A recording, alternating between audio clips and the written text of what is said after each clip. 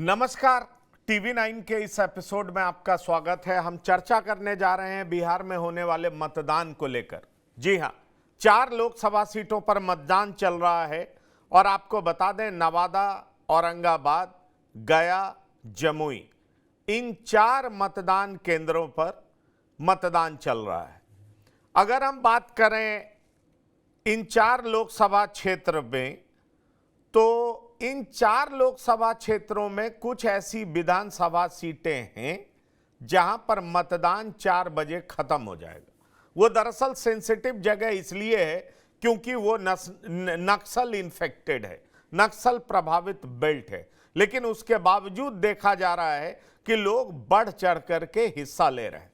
इतना ही नहीं, दोपहर का समय निश्चित तौर पर तापमान बढ़ेगा और तापमान बढ़ने की वजह से कहा जा रहा है कि लू भी चल सकता है, इसलिए बहुत तरह के निर्देश भी दिए जा रहे हैं। लेकिन बिहार में अलग अलग लोकसभा क्षेत्रों में जिस तरीके से उम्र दराज लोग, आप स्क्रीन पर देख सकते हैं कि एक महिला कुर्सी के सहारे किसी तरीके से लड़खड़ाती हुई मतदान केंद्र पर पहुंच रही हैं। इससे यह साफ प्रतीत होता है कि लोकतंत्र का महापर्व, जी हां, उसमें किस तरीके से लोगों की भागीदारी सामने आ रही है, लोग बढ़ चढ़ करके हिस्सा ले रहे हैं। आप देखिए, महिलाएं क्यू में खड़ी हैं, लाइन में खड़ी हैं। आप स्क्रीन पर देख सकते हैं औरंगाबाद के उम्मीदवार, आप देख लीजिए गया के उम्मीदवार कुमार सर्वजीत, और ये देखिए महिला कैसे किस तरीके से व्हील चेयर पर सुरक्षा बल की मदद से मतदान केंद्र तक, बूथ तक पहुंच रही हैं।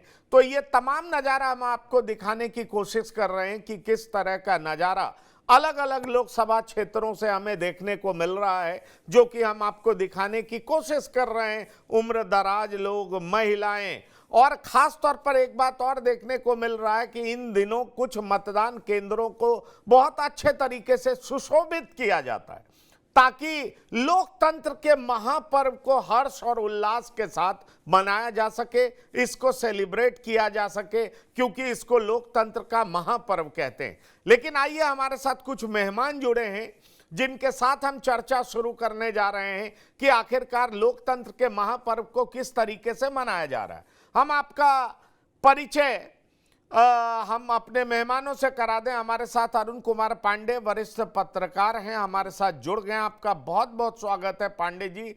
हमारे साथ अजय कुमार झा जी जुड़ गए हैं, आपका बहुत स्वागत है, राजनीतिक विश्लेषक हैं। और हमारे साथ इंद्रभूषण कुमार जी जुड़ गए हैं, वरिष्ठ पत्रकार हैं, काफ़ी बिहार में घूम भी रहे हैं और बिहार में लोगों की मानसिकता को इन्होंने पढ़ने की कोशिश भी की है, क्योंकि जर्नलिस्ट हैं, पत्रकार हैं, सर्विंग जर्नलिस्ट हैं। इसलिए लोगों के बीच में जाना, उनके बीच में उठना बैठना, उनके बातों को समझना और फिर लोग किधर वोट करते हुए दिखाई पड़ रहे हैं, इसको पढ़ने की कोशिश इन्होंने इस चुनाव में भी किया है। तो सबसे पहले शुरुआत में इंद्रभूषण कुमार जी से ही करूंगा। इंद्रभूषण जी, जो अभी तक ट्रेंड आ रहा है अलग अलग लोकसभा क्षेत्र से, उसको देख करके आपको क्या लग रहा है कि बिहार में लोग उत्साहित होकर के मतदान में हिस्सा ले रहे हैं या लोग उतने उत्साहित नहीं हैं इस बार लोकसभा चुनाव को देखते हुए? नहीं, ऐसा नहीं है। जो दिख रहा है बूथों पर जो नज़ारा, लोग बाहर से भी आए हैं, चेन्नई से आए हैं, कलकत्ता से आए हैं, ऐसा नहीं है। लेकिन हाँ, गर्मी बहुत है। सुबह थोड़ा वोटिंग परसेंट ज्यादा रहा और शाम में फिर बढ़ेगा 3 बजे के बाद। नक्सली इलाके में 4 बजे तक ही है, तो वहाँ लोग प्रयास कर रहे हैं कि दिन में भी धूप में खड़े होकर दें। लेकिन उत्साह में कोई कमी नहीं है, लोग लगातार वोट दे रहे हैं। और देखिए कि आपकी उम्र भी, माने जो 80 साल के हैं, 85 साल के हैं, 100 साल के हैं, सब लोग। अभी जो वोटिंग परसेंटेज है 11 बजे तक का, औरंगाबाद में है 15%, गया में 14.5%, नवादा में करीब 18%, जमुई में है 20%। तो ये जो मान लीजिए 4 घंटे 5 घंटे का आप देखेंगे तो ठीक ही है, खराब नहीं है। शाम होते होते 55-52% तक वोट हो ही जाएगा। और यही बिहार का ट्रेंड है। इसलिए इसको ऐसे नहीं कर सकते हैं कि मैंने कोई उत्साह में कमी, उत्साह है नहीं। पर हम कई जगहों पर ऐसा देखते हैं कि ये ट्रेंड 65-70% तक जाता है। बिहार में 52-55% तक वोटिंग ट्रेंड का मतलब आप क्या देखते हैं इंद्रभूषण जी? वजह यह है कि बहुत सारे लोग बाहर पलायन कर गए हैं, वो वोटिंग के दिन वापस घर नहीं आ पाते हैं, ये बड़ी वजह है, इसलिए ये ट्रेंड 52 से 55% तक रह जाएगा? देखिए, निश्चित तौर पर बिहार में रोजगार की कमी है, बिहार में उद्योग की कमी है, तो जितने जो कमाने वाले लोग हैं 18-20 से लेकर आप चलिए 40-45-50 तक, उसमें तो करीब हर घर में 2-3 आदमी तो बाहर ही हैं, या हरियाणा हो, मुंबई हो, दिल्ली हो, गुजरात हो, तो सब लोग तो नहीं आ पाते हैं। अगर ऐसे लोगों को चुनाव आयोग व्यवस्था करे, जो आने वाले दिन में हो भी जाएगा, कि जो जहाँ है वहीं से पोल कर सके, तो निश्चित तौर पर बिहार का परसेंटेज 90 से ऊपर जाएगा। बिहार के लोग राजनीतिक तौर पर जागरूक हैं, इसमें कोई कमी नहीं है, लेकिन अब नौकरी भी करनी है, रोजगार भी करना है, और गुजरात से आके सिर्फ वोट के लिए आना जाना थोड़ा टफ है। रेलवे की हालत आप देखते ही हैं, कैसे किस तरह से लोग बिहार से बाहर जाते हैं। फिर भी जो जो सीन दिख रहा है वो ठीक, मतलब कोई कोई वोट परसेंटेज में कमी नहीं है, वोट हो भी रहा है, इसलिए इसको ऐसे नहीं कर सकते हैं कि मैंने कोई दिक्कत है। नहीं, कोई दिक्कत है, चल रहा ठीक है। मैं एक सवाल और आपसे लूंगा, उसके बाद मैं जाता हूं अपने और पैनलिस्ट के पास। ये 4 जगह जो मतदान हो रहा है, उसमें आपको सबसे टफ सीट एनडीए के लिए कौन सा लग रहा है? अगर हम भाजपा गया के लिहाज से देखें तो सबसे टफ सीट कौन सा माना जा सकता है, खासतौर पर एनडीए के लिहाज से? क्या वो गया है या गया ही जमुई है? नहीं, गया है, गया के बाद जमुई, फर्स्ट गया गया में टफ की वजह क्या है? आपको क्या लगता है? जीतन राम मांझी कमजोर उम्मीदवार तो है नहीं, पूर्व मुख्यमंत्री हैं, अपने पार्टी के संरक्षक हैं, नामचीन व्यक्ति हैं, बड़े चेहरे हैं, उसके बावजूद वो टफ क्यों है? जबकि गया एक शहरी क्षेत्र भी है, जहां तक 3 विधानसभा क्षेत्र को लेकर के कहा जाता है कि बीजेपी वहां से अक्सर लीड करती है, प्रेम कुमार भी वहां से आते हैं। वैसे में जीतन राम मांझी के लिए टफ क्यों माना जाता है? ठीक है। टफ इसलिए कि जीतन राम मांझी की विश्वसनीयता पर सबको संकट रहता है। जैसे आज जीत रहे हैं, जीतने के बाद वो क्या करेंगे और कहाँ जाएंगे नहीं जाएंगे, इस पर लोगों को संदेह रहता है। दूसरा क्या है कि जीतन राम मांझी का बयान बदलते रहता है, खिलाफ हो जाएंगे, कभी राम जी के साथ हो जाएंगे, वो अपने और अपने परिवार के हिसाब से वो कैसे सत्ता में बने रहे, कोई खास विश्वसनीयता नहीं। दूसरी बात क्या है कि वो जो सीट है औरंगाबाद गया की, उसमें कई सीट पर जो विपक्ष के सर्वजीत हैं, एमवाई समीकरण का बोलबाला है। सिर्फ गया जो शहर सीट है, गया टाउन, वही इनको लीड कराता है, प्रेम जी के चलते लीड होगा। अगर गया में वोट कम पड़ा तो ये हार सकते हैं, और गया में अगर लीड किए तो ये अच्छा, मांझी जी बड़े बड़े हो गए हैं मुख्यमंत्री बनने के बाद। जी हाँ। जी अरुण पांडे जी, मैं आपके पास आना चाहूंगा। क्या जीतन राम मांझी का सीट आपको भी फंसता हुआ दिखाई पड़ता है? क्योंकि कुमार सर्वजीत के बारे में एक बात बड़े आमतौर पर कही जाती है कि cutting across the caste lines वो बड़े अच्छे रिश्ते निभाते हैं, लोगों के बीच में लोकप्रिय हैं, उनका लोगों के साथ कांटेक्ट बड़ा अच्छा है, उनका निजी व्यवहार बहुत अच्छा है, और शायद इसकी सूचना प्रधानमंत्री को मिल गई थी।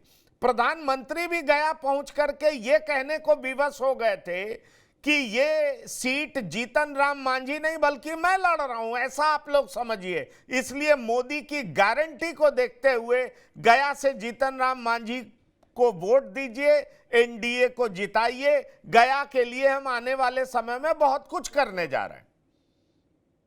देखिए, जो आपने भूमिका में सवाल की है, सर्वजीत से बेहतर कोई कैंडिडेट नहीं हो सकता था अभी तक। वो सशक्त कैंडिडेट है। ये जो गया की राजनीति समझने वाले लोग हो वो कहते हैं। रही बात सब जगह, न सिर्फ गया, अभी तो पूरे देश में ही चुनाव हो रहा है, नरेंद्र मोदी के नाम, काम और चेहरा पर हो रहा है। जहां तक गया में प्राइम मिनिस्टर ने जो बातें की, इंद्रभूषण जी की इस बात से मैं सहमत हूँ कि पिछले दिनों जिस तरह से बयान बदलते रहे, स्टैंड बदलते रहे, तो खुद उनकी साख में बटा। जिसने मुख्यमंत्री बनाया, आपने देखा नीतीश कुमार से, तो जनता तो देखती है ना। अभी राम मंदिर का मुद्दा पूरे देश दुनिया में, अयोध्या में राम लला का ये प्राण प्रतिष्ठा हुई, इतना विशाल मंदिर बना, उस संदर्भ में भी राम के बारे में जो ख्याल जीतन राम मांझी ने व्यक्त किया था, लोगों को चोट लगी। बाद में गए वो वहां जाकर मत्था भी टेका। ये एक सवाल है, लेकिन कुल मिला जुला करके दो समझ बनी है वहां की। गया तो कभी ऐसा है नहीं कि हाँ एनडीए के लिए वो सेफर सीट नहीं थी। गया अभी जो 4 जगह चुनाव हो रहा है उसमें तो गया में एक बड़ा नाम भी है जीतन मांझी। आज जो मुख्यमंत्री, बात ठीक है कि नीतीश कुमार ने सीएम बनाया और सीएम बनाने के बाद उनकी एक विशिष्ट पहचान। तो ये लोग भी समझ रहे हैं कि आज यदि एनडीए वहां पावर में फिर तीसरी बार सत्ता नरेंद्र मोदी की मिलती है तो जीतन मांझी को मंत्री बनने का अवसर मिलेगा। एक बात ही है। तो कुल मिला जुला कर जो बात ये अभी कही जा रही है कि गया में बहुत चैलेंजिंग है, सबसे टफ सीट है, थोड़ा सा मेरा आकलन भिन्न है। टफ सीट नहीं है, ये बात सही है कि कुमार सर्वजीत सशक्त उम्मीदवार चुनौती देने वाले हैं। और देखिए 6 कंस्टिट्यूंसी की बनावट है। कुल मिलाजुला कर पूरे बिहार में अभी लालू प्रसाद की जो राजनीति है, अगर एक पिछड़े के रूप में पूरी वो इस धारा को प्रवाहित करने की उन्होंने इस चुनाव में कोशिश की। एमवाई तो था उनके साथ, लेकिन उसमें अब कुशवाहा जाति को मैं न सिर्फ गया, संपूर्णता में बात कर रहा हूँ। जैसे अब नेबरिंग कंस्टिट्यूंसी है औरंगाबाद, आप देखिए वहाँ राजपूत बहुल क्षेत्र है जिसको चित्तौड़गढ़ कहते थे बिहार में। वहां पहले से बिहार के पहले प्रथम उप मुख्यमंत्री का वो क्षेत्र रहा। बाद में फिर वहां सत्येंद्र बाबू हुए, उनकी पुत्र बहू हुई, उनके पुत्र हुए, और बड़ी उम्मीद लगी थी कांग्रेस को। राजपूत को यह था कि राजपूत बहुल क्षेत्र है। अब वहां पिछड़ों को कैंडिडेट पिछले चुनाव से ही लालू प्रसाद ने पहले उपेंद्र प्रसाद को बना दिया कैंडिडेट जो कुशवाहा जाति के हैं, इस बार अभय कुशवाहा को बना दिया। इसे कुल मिला जुलाकर मुझे लगता है, अच्छा इस चुनाव में खास बात अभी देख रहे हैं फर्स्ट पेज के चुनाव में एक ही जगह सिटिंग एमपी फिर तीसरी बार के लिए वो लड़ रहा है। 3 जगह तो चेहरे बदल गए। अब जमुई की बात आप करेंगे तो वहां जो सिटिंग एमपी था वो अपनी कंस्टिट्यूंसी छोड़ के चला गया हाजीपुर, अपने बहनोई को लड़ रहा है। राजद की कैंडिडेट है अर्चना रविदास को, वहां की नया फेस में पहली बार चुनाव लड़ रही है। नवादा में जो सिटिंग एमपी है चंदन कुमार, वो एनडीए की जो इंटरनल पॉलिटिक्स है उसके शिकार हो गए, या यूं कहे कि लोजपा में जो द्वंद अंतर्द्वंद है उसके शिकार हो गए। वो सीट लोजपा ने छोड़ दी, भाजपा के वहां विवेक ठाकुर लड़ रहे हैं, वही लोकसभा का चुनाव पहली बार लड़ रहे हैं, राज्यसभा के सदस्य हैं वो। और उधर उधर भी प्रयोग ही किया गया। अब नवादा में भी वो अगरो पिछड़ों की एक लड़ाई होती थी वहां, और यादव जाति से वहां राजवल्लभ यादव का जो किन्हीं कारणों से बड़ी चर्चा में है, केस को मैं दोहराना नहीं चाहता हूं, विवाद भी है, धंधा भी है, सब है। अब उनके भाई निर्दलीय वहां लड़ रहे हैं विनोद यादव। अब पूरी राजद की जो संगठन शक्ति है, भले तेजस्वी जो कुछ कहे, लेकिन यादव वहां से विनोद यादव के लिए काम कर रहे हैं। अब वो कोई नया फेस होना है तो मुझे तो लगता है कि ट्रेंगुलर फाइट है नवादा में, लेकिन वहां विवेक ठाकुर की राह आसान होती दिख रही है। जितना भी वोट विनोद यादव, वोट तो कटेगा नहीं तो महागठबंधन का ही। आप अरुण पांडे जी ये कहना चाह रहे हैं कि नवादा में ट्रायंगुलर फाइट है और विवेक ठाकुर के लिए आसान होता जा रहा है। गया में कुमार सर्वजीत सशक्त उम्मीदवार जरूर हैं, लेकिन जीतन राम मांझी फाइनली जीत जाएंगे, आप ये कहना चाह रहे हैं। और तीसरी बात, आपने जमुई की भी चर्चा की, आपने कहा प्रधानमंत्री मोदी ही चेहरा हैं, अगर उनके चेहरे पे ही वोटिंग होगा तो निश्चित तौर पर इसका फायदा जमुई में भी अरुण भारती को ही मिलेगा। क्या आप जो कह रहे हैं वही मैं कह रहा हूं, नटसेल में वही मैं कह रहा हूं? हाँ बिल्कुल, जो आप कह रहे हैं वही मैंने भी कहा। ठीक है, ये बताइए अजय कुमार झा जी, अगर औरंगाबाद की बात करें तो औरंगाबाद में पिछली बार भी उपेंद्र प्रसाद ने सुशील कुमार सिंह को बड़ी कड़ी टक्कर दी थी, और जो वो डांगी कुशवाहा कोयरी की जो बात होती है, उनको खास तौर पर टिकट दिया गया था। पिछली बार भी कहा गया था मिनी चित्तौड़गढ़ जो है सो ढह जाएगा, इस बार भी कहा जा रहा है कि मिनी चित्तौड़गढ़ इस बार बचेगा नहीं, जबकि अंदर खाने ये बात भी चल रही है कि जो कांग्रेसी हैं वो भी भाजपा को मदद करेंगे। वजह यह है कि कांग्रेस की सीट थी, निखिल कुमार की सीट थी, और छीन करके अभय कुशवाहा को दे दी गई, इससे कांग्रेसी भी नाराज हैं। तो आपको क्या दिखाई पड़ रहा है कि क्या लालू प्रसाद इस नए प्रयोग से कुछ औरंगाबाद के इतिहास को बदल पाएंगे, या चारों सीट पर कड़ी टक्कर भले ही हो लेकिन अल्टीमेटली प्रधानमंत्री मोदी के चेहरे पे एनडीए ही आगे आएगी? अजय झा जी, मैं आपसे पूछ रहा हूं, लगता है मेरी आवाज अजय कुमार झा जी से नहीं पहुंच पा रही है। मैं इंद्रभूषण जी, आपके लिए यह सवाल है जी। देखिए, औरंगाबाद में कहीं कोई परेशानी नहीं। हम जो वहां घूम के आए अभी देखिए, कुशवाहा वोट, ये नवादा में तो कुछ टूट भी रहा है, औरंगाबाद में अब ज्यादा नहीं टूट रहा है। वहां पर सम्राट चौधरी जी का, उपेंद्र कुशवाहा जी का, इन लोगों का असर है। इसलिए हमको नहीं लगता है कि औरंगाबाद में कोई दिक्कत है। दूसरा क्या है कि सुशील कुमार सिंह का जो चुनावी प्रबंधन है बहुत ही बढ़िया है। उनके फादर भी वहां से एमपी हुआ करते थे, और वो लोग यहाँ तक कहा जाता है कि जो पठान है, जो मुस्लिम पठान है, उनमें भी सुशील जी की पकड़ है, माने मुस्लिम वोट भी वो ले लेते हैं। नक्सली इलाका है, नक्सलियों के साथ भी उनके संबंध बहुत ठीक ठाक है। इसलिए हमको नहीं लगता कि सुशील जी की कहीं कोई परेशानी है। तो जी। तो इंद्रभूषण जी, सवाल ये उठता है कि सुशील कुमार सिंह 3 बार से एमपी हैं, अगर मैं सही बोल रहा हूं, तो चौथी बार भी वो जीतने जा रहे हैं। तो लालू प्रसाद निश्चित। का जो ये कुशवाहा वाला प्रयोग है, ये नवादा और औरंगाबाद दोनों जगह ये फेल होने जा रहा है। नवादा में फेल होने की वजह आरजेडी में फूट है, या बहुत ज्यादा बड़ा फैक्टर नहीं है ये लालू प्रसाद का ये प्रयोग ऐसे भी फेल होने जा रहा? आप किस तरीके से देखते हैं, जरा विस्तार से नवादा और औरंगाबाद को बताएं। नवादा में देखिए, नवादा से सटी हुई सीट है मुंगेर। मुंगेर में उन्होंने दे दिया है अशोक महतो को। अशोक महतो का नवादा के कुछ क्षेत्रों में, वासलीगंज इलाके क्षेत्र में प्रभाव रहा है। वो बहुत ही दबंग माने जाते हैं, उनसे सवर्ण लोग बहुत प्रभावित भी रहे। तो अशोक महतो के आने से नवादा में कुर्मी करीब 50% और कोयरी 90% अभी राजद के साथ हैं। वहां सम्राट चौधरी जी का और उपेंद्र कुशवाहा जी का कोई प्रभाव वहां दिख नहीं रहा है। यहाँ तक कि नीतीश कुमार जी गए थे, उनकी सभा में 1000-1200 लोग थे, इसमें 200-300 सिपाही होंगे। तो ये मान के चल रहे हैं कि वहां तो प्रभाव है, मुंगेर के चलते नवादा भी प्रभावित हुआ है। लेकिन औरंगाबाद में वैसा प्रभाव नहीं है जो प्रभाव नवादा में। हाँ, नवादा में अगर यादव फैमिली को, राजबल्लभ फैमिली को लालू जी मना लिए होते तो विवेक जी के लिए संकट हो जाता, विवेक जी शायद ही जीत पाते। लेकिन वो जो राजबल्लभ परिवार है, वो वहाँ के गिट्टी व्यवसाय पर कब्जा है, उससे कई लोग जीते, हजारों लोग उससे जीते हैं। इसलिए राजबल्लभ परिवार जितना अधिक वोट काटेगा, 70,000, 80,000, 1 लाख, उतना विवेक जी को फायदा होगा। ठीक उलट यहाँ कुशवाहा का प्रभाव नहीं है। यहाँ तो ये स्थिति है कि कुशवाहा, यहाँ अभय कुशवाहा को देने से और निखिल जी को टिकट नहीं मिलने से सब सुशील जी को फायदा हो रहा है उससे। और उसी का लाभ उठाते हुए पवन सिंह भी काराकाट से खड़े हो रहे, जो भोजपुरी सेलिब्रिटी हैं। तो वहां कुशवाहा पर कोई खास प्रभाव नहीं पड़ा है। लालू जी का वो जो राजनीतिक जो गणित है वहां फेल हो रहा है। लेकिन नवादा में वो सफल हो जाते तब जब राजबल्लभ परिवार उनके साथ रहा। इसलिए देखिएगा तो दोनों जगह वो फेल है।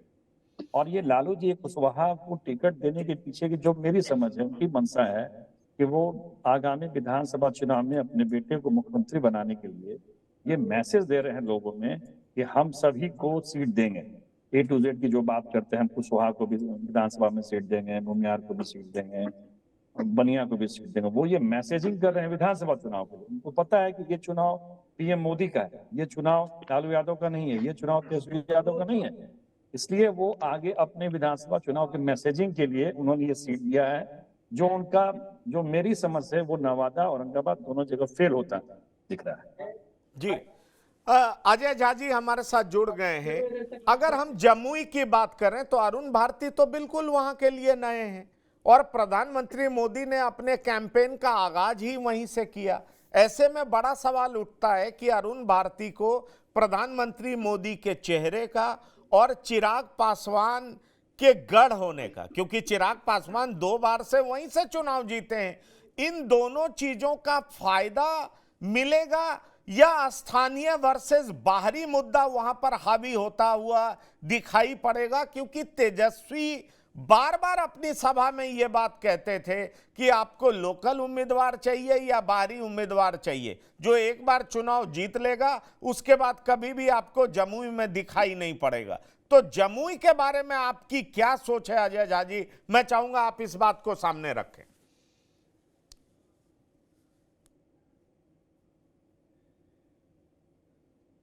मुझे लगता है फिर इनसे संपर्क टूट गया। अरुण कुमार पांडे जी, ये सवाल आपके लिए है।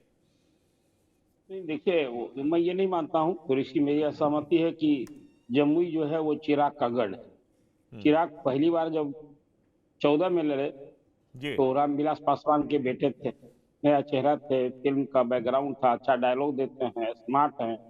और फिर प्रधानमंत्री के वो पहला चुनाव था जब 2014 में पूरे देश में नरेंद्र मोदी ने कांग्रेस के खिलाफ एक जो माहौल बनाया था, एक आशा की किरण जगाई थी उस समय, जो घपला घोटाला जो एक इमेज था, तो इसका लाभ मिला। बाद में फिर वहां लगातार कंट्रोवर्सी में खुद ही यहाँ की गवर्नमेंट रही, नीतीश कुमार से उन्होंने पंगा लिया। 2020 का वो चुनाव याद रखिए, तो उन्होंने क्या किया। और ठीक जब 14 का चुनाव था तो रामविलास जी और नीतीश जी करीब हो गए थे, दोनों ने मिलकर बार्गेनिंग की थी और उसमें सफलता हाथ लगी कि भाजपा विवश हुई कि अपनी 5 सिटिंग सीटें जो लोकसभा की थी वो बीजेपी ने छोड़ी थी।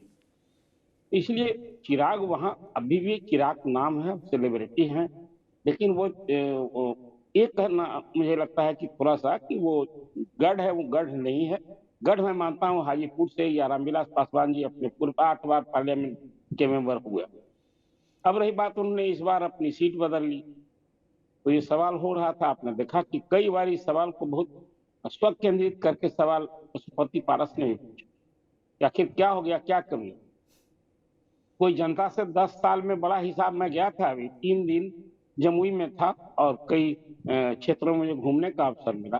आज वहाँ पेयजल की जैसी समस्या है और वहाँ से बटिया जंगल जाता है, उस नदी के पार जाता है, वहाँ आज पेयजल संकट है। लोग पीने का पानी, नहाने के लिए लोग वाटर सप्लाई का जो कंटेंट में आता है वो पानी पी रहे हैं लोग। तो चिराग पासवान के लिए ठीक है केंद्रीय विद्यालय बने, और जो कुछ बना है वो तो एक केंद्र की योजना है, उसमें बहुत जितनी आशा थी सम्राट से वो आशा नहीं पूरी। और चलिए इस बार कंट्री बदल, तो फिर इसलिए मैंने कहा कि जो माहौल वहां मैंने देखा वो यह बात ठीक है कि पूरी बिहार की जो बिरादरी, मतदाताओं की बिरादरी है, 2 पोल में बटे। एक कास्ट पोलराइजेशन है और वो यादव तो बिल्कुल आज भी 80% यादव इन जनरल। जहां वो नवादा तो बाद हुआ, जो नवादा में बता दिया कि नवादा में यादवों का हित सत्ता नहीं है कुशवाहा से, अब वहां कुशवाहा का प्रयोग किया, इसलिए वहां लालू जी को ये खामियाजा भुगतना पड़ रहा है। और ठीक अगले पिछड़ों की लड़ाई की वो एक केंद्रित पूरी राजनीति जो इस बार लालू प्रसाद की है, वो इंद्रभूषण जी ठीक बता रहे हैं कि जिस तरह से 40 लोकसभा सीटों के लिए खुद 23 सीट किल रहे, 3 सीटें जो सहनी को भी दी उन्होंने, तो ये पूरा कास्ट कंपोजिशन को माई के साथ बाप जोड़ने का, बाप का भी जानते हैं उनका क्या धात पड़ जाए, भाई तो स्पष्ट है मुस्लिम यादव, अब बाप में है फिर अगरी जाति, महिला, गरीब, इस सब तरह से करके सबको जोड़ने का ये प्रयोग उन्होंने किया है। तो ये तो उनके लिए काउंटर प्रोडक्टिव साबित हो रहा है इस चुनाव में। इसलिए फर्स्ट फेज के चुनाव में शायद एनडीए को बहुत परेशानी नहीं है तब भी कि एक ही सिटिंग एमपी है अभी, और सभी तो चेहरे बदल गए हैं इन 3 क्षेत्रों में, सभी नए चेहरे, और सब जगह का कुछ अपना अपना कारण है। इसके कारण से अब देखिए नरेंद्र सिंह थे, उनका रामविलास पासवान से या चिराग से पटरी नहीं थी, लेकिन अब सुमित इस सरकार में साथ है, सुमित के लाचारी वहां थोड़े, वो अभी असहमति रही, क्षेत्रीय राजनीति में चिराग की नहीं पड़ती थी, लेकिन इस चुनाव में देखा कि सुमित के लोग भी आखिर अपर कास्ट जाएगा का, बिल्कुल अपर बिल्कुल कास्ट तो के लिए बिल्कुल अपर कास्ट की लाचारी है, पसंदगी ना पसंदगी का उसको कोई स्कोप नहीं है। They are force to anti Lalu जाना है, जैसे मुस्लिम एंटी बीजेपी नहीं, जाना है। पर बिहार आपने में आपने आपने पांडे जी मुस्लिम की बात की, और मैं यही सवाल इंद्रभूषण जी से करना चाहूंगा, फिर अजय कुमार झा जी के पास भी आना चाहूंगा। राजद पे यह आरोप लग रहा है कि आपने 2 सीटें मुस्लिम को दी, इतनी तो आपने अपनी 2 बेटियों को दे दी। और दरअसल कुछ नेता अगर अशफाक करीम की बात करें तो वो तो यहां तक कह रहे थे कि अरे भाई 14% आप हैं तो 9 उम्मीदवार यादव को दे रहे हैं और हम 18-19% हैं तो हमें दो सीट दे रहे हैं और दो भी तब दे रहे हैं जितनी कि आप अपनी बेटियों को दिए हैं। ऐसे में सवाल उठता है कि क्या मुस्लिम समुदाय में आरजेडी के खिलाफ कोई नाराजगी आपको दिखाई पड़ी? आप हर लोकसभा क्षेत्र में घूमे, क्या मुस्लिम नाराज है या उदासीन है या रिएक्शन में है? क्या आरजेडी के खिलाफ भी जा सकता है? इस तरह की भी कोई संभावना दिखी? एक सवाल। दूसरा सवाल, मुकेश सहनी चुनाव से ठीक पहले आरजेडी के साथ आ गए और तेजस्वी के साथ स्टार प्रचारक की तरह कैंपेन करते दिख रहे हैं।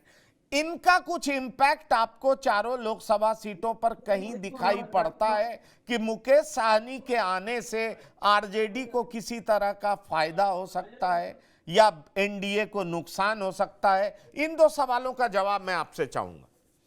देखिए, पहली बात, जो हाल सवर्णों का है वही हाल मुस्लिम का है। मुस्लिम कहाँ जाएंगे?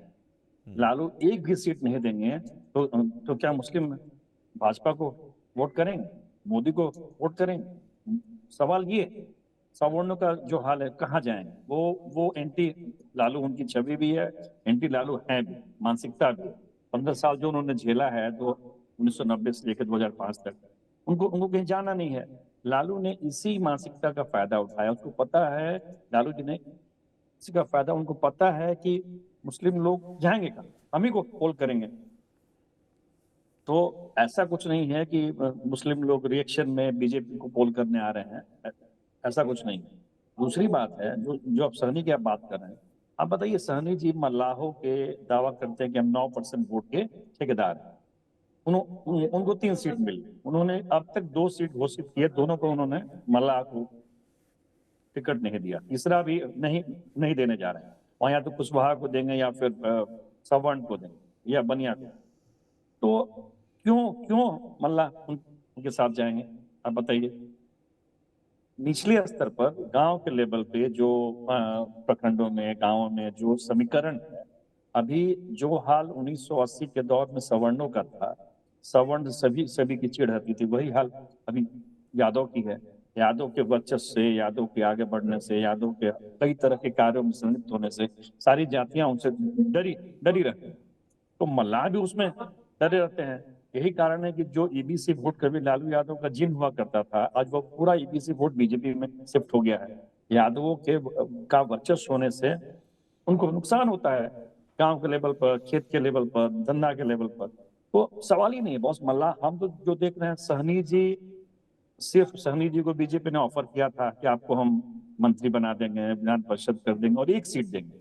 उनको अपने पार्टी का वोट परसेंटेज बढ़ाना है, पार्टी का नाम राज्य स्तरीय पार्टी में शामिल करना, इसके लिए वो चाह रहे थे कि हमको अधिक सीट मिले। उन्होंने यहाँ तक कहा कि हमको एक यूपी में मिर्जापुर दे दो और एक झारखंड में दे दो। बीजेपी तैयार नहीं हुई, तो वो अपनी जिद में सिर्फ 3 सीट लेके आए हैं। वो तीनों सीट पर कैंडिडेट तय कर रहा है आरजेडी, कहीं मल्लाहों को दे नहीं रहा है। जो पर 10 दिन पहले तक बीजेपी के लिए जय श्री राम कर रहे थे सुमन महासेठ जी, वो उसके उम्मीदवार हो गए। अभी जो गोपालगंज में उम्मीदवार बना सुदामा मांझी, वो अब तक भाजपा में है, उनके बेटे को टिकट मिला है। तो आप कैसे उम्मीद करते हैं कि मल्लाह उनके साथ हो जाएंगे? सवाल ही नहीं है। वही हाल मुस्लिम का है। मुस्लिम जाएंगे कहाँ? लालू 1 सीट भी नहीं देते तब भी उनके साथ है। मोदी को तो वो बोल करेंगे नहीं। नहीं, पर एक एग्रेसिव पोलिंग होता है और एक उदासीन रवैया होता है। उदासीनता दिखाई पड़ी, हम कहते हैं ठीक है जाएंगे कहीं नहीं, पर क्या आपको उदासीनता दिखाई पड़ी उस तबके में? आप इतनी जगहों पर घूमे हैं। मेरा सवाल आपसे ही है, फिर मैं ये सवाल अजय झा जी से भी लूंगा। मुसलमानों का सिंगल एजेंडा है मोदी को सत्ता से बाहर कर। इसके लिए वो अब आप उसको बोलिए कि वो लोग की पोलिंग कैपेसिटी हिंदू की तुलना में दोगुनी। आप देखिएगा जब चुनाव हो जाता है, आप वोट परसेंटेज उनके इलाकों में एकदम उनकी दोगुनी रहेगी। कहीं वो लोग उदासीन नहीं, हमको नहीं लग रहा। वो लोग मोदी के कैंडिडेट को हराने के लिए भाजपा को हराने के लिए वो लोग पोल करेंगे ही करेंगे। कहाँ वो लोग पीछे पीछे हटते हैं? जहाँ की आबादी है, अररिया है, मान लीजिए कटिहार है, किशनगंज है, हमारे इलाके में सिवान है, सिवान में पूरे मुस्लिम अभी हिना के साथ घूम रहे हैं। तो ऐसा थोड़ी है, उदासीन नहीं है। उदासीन नहीं है। अजय कुमार झा जी, बड़ा सवाल यह है कि सिर्फ 2 उम्मीदवार आरजेडी ने मुस्लिम समाज से बनाया है। ऐसे में क्या मुस्लिम विकल्पों के अभाव में आरजेडी के साथ ही जाएगी? एक बड़ा सवाल यह है।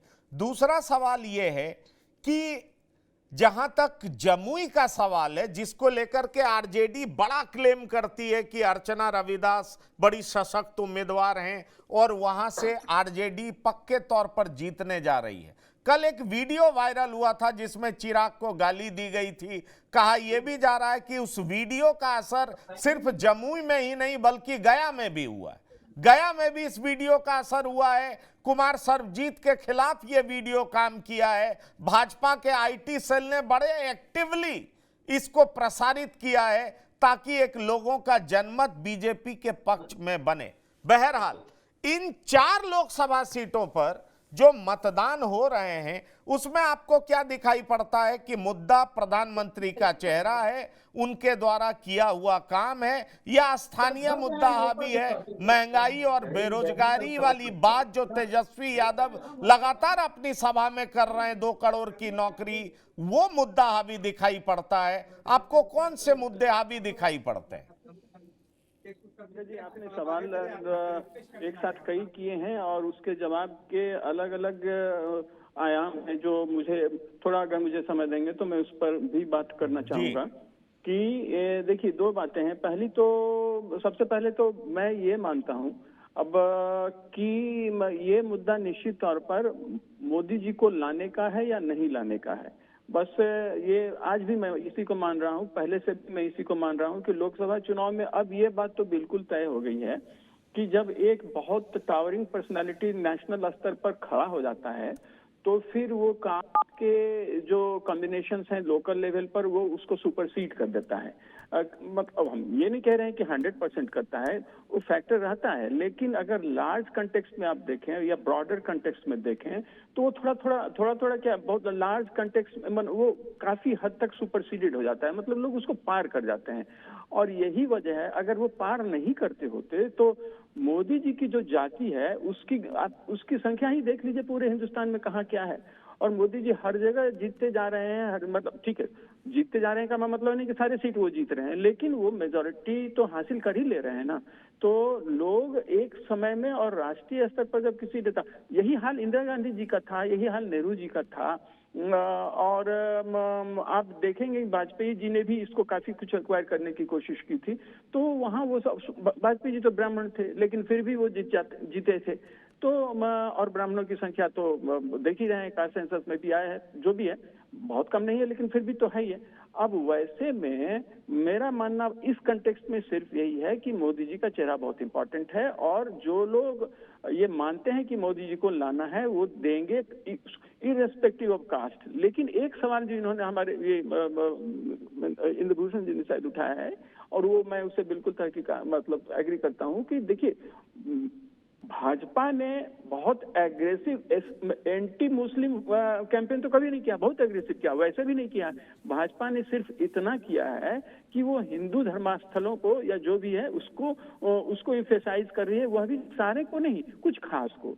तो लेकिन अब इसका मैसेज ऐसा गया है देश दुनिया में कि मतलब भाजपा एंटी मुस्लिम है, ऐसा तो दिखा नहीं, क्योंकि जितने भी योजनाएं सरकार की चली हैं मुस्लिमों को कहीं भी उसमें कमी, रत्ती भर भी कमी नहीं मिली है। देश के किसी भी कोने में आप उठा करके देख लीजिए, जहां इस केंद्रीय सरकार की योजनाओं को नहीं लागू किया जा रहा है वहां की बात मैं स्पेसिफिकली नहीं कह रहा हूं, लेकिन मैं यही सवाल अरुण पांडे जी और इंद्रभूषण जी दोनों से करूंगा। सवाल ये है वेलफेयर स्कीम का भी, और वेलफेयर एक मिनट में इसी को थोड़ा सा बस जी हाँ आप बोल लें उसके बाद मैं पूछूंगा। जी तो लेकिन हाँ ये सब तो है, लेकिन इसके बावजूद भी ऐसा ट्रेंड देखा गया। कश्मीर को अभी एक्सेप्शन छोड़ देते हैं, इसलिए कि कश्मीर में जिस तरह से उनका खैर मकदम हुआ है, मतलब भाजपा ने मोदी जी का, तो पता नहीं वो थोड़ा थोड़ा कुछ अलग तस्वीर पेश कर रहा है। लेकिन ये बात बिल्कुल मैं एग्री करता हूँ कि मुस्लिम फिर भी मोदी जी को वोट, उनकी पार्टी को वोट नहीं देंगे, ये एकदम परिलक्षित है। और यही वजह है कि बंगाल में वो जो वहाँ के मुख्यमंत्री हैं वो बार बार उनको ज्यादा प्रमोट कर रही हैं। उनको पता है कि ये जब एग्रेसिव होंगे तो ऑब्वियसली मुश्किल होगा। तो ये बात बिल्कुल मैं मानता हूं कि वो नहीं देंगे। हाँ, और जहां तक एग्रेसिव वोटिंग का सवाल है, निश्चित तौर पर 2019 में जिस तरह से एग्रेसिव वोटिंग हुई थी मुस्लिमों की मोदी जी के खिलाफ, वो दिखेगा नहीं लेकिन होगा जरूर। मैं इस बात से बिल्कुल सहमत हूं। ये आपने बहुत बड़ी बात कही, ये आपने बहुत बड़ी बात कही, और ये चीज उत्तर प्रदेश में भी दिखाई पड़ रहा है। और दरअसल ये सवाल उठ रहे हैं कि इस बार मुस्लिम चुप क्यों साधे हुए हैं, चुप्पी के पीछे क्या वजह है, आखिरकार मुस्लिम करेगा क्या। वैसे मैं क्विक एक दो न्यूज बता दूं। नवादा में बूथ से SLR राइफल और गोली चोरी हुई, कौआ कोल बूथ पर नहीं पहुंचे मतदाता। जहां तक गया की बात है तो कोलौना पंचायत में मुस्लिम समुदाय के मतदाताओं ने किया वोट का बहिष्कार और प्रदर्शन भी किया। जहां तक औरंगाबाद की बात है तो नक्सल प्रभावित कुटुंबा, रफीगंज, गुरुआ, इमामगंज और टेकरी में 4 बजे तक मतदान होगा। अरुण पांडे जी और इंद्रभूषण जी, आप दोनों से मेरा अगला सवाल है।